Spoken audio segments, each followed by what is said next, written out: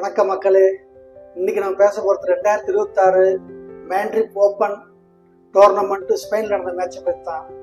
அந்த மேட்ச்ல என்ன ஒரு பெரிய ஹைலைட்னா, அந்த மேட்ச்ல விளையாண்ட உக்ரைன் வீராங்கனை மார்டா கோஸ்டியுக் அவங்கள பற்றி தான் பேச போகிறோம்.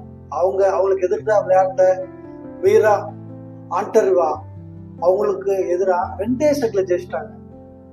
2 செட்ல 3ஆவது செட்ல விளையாடுறதுக்கு அவசியம் படல. அவங்களுக்கு ஒரு நாட்டுல போர் நடந்துகிட்டு இருக்கு, அந்த மக்கள் இருட்டுல வாழ்ந்துட்டு இருக்காங்க, தண்ணீர் இல்ல அந்த நாட்டுல.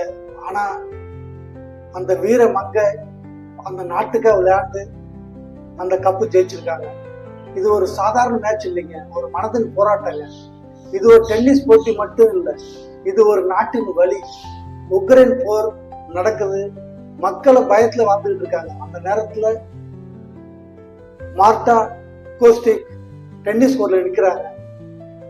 அவங்க ஜெயிச்சு இந்த உலகத்துக்கு சொன்ன ஒரே வார்த்தை, என் நாட்டு மக்கள் இருட்டுல தண்ணீர் இல்லாம தவிச்சிட்டு இருக்காங்க, அவங்களுக்காக ஏதாவது செய்யுங்க.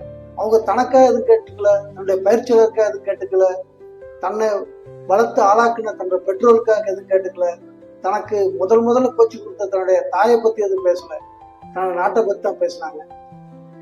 இந்த நம்மளால முடியாது நினைக்கிற நமக்கெல்லாம் இது ஒரு பெரிய உதாரணம்.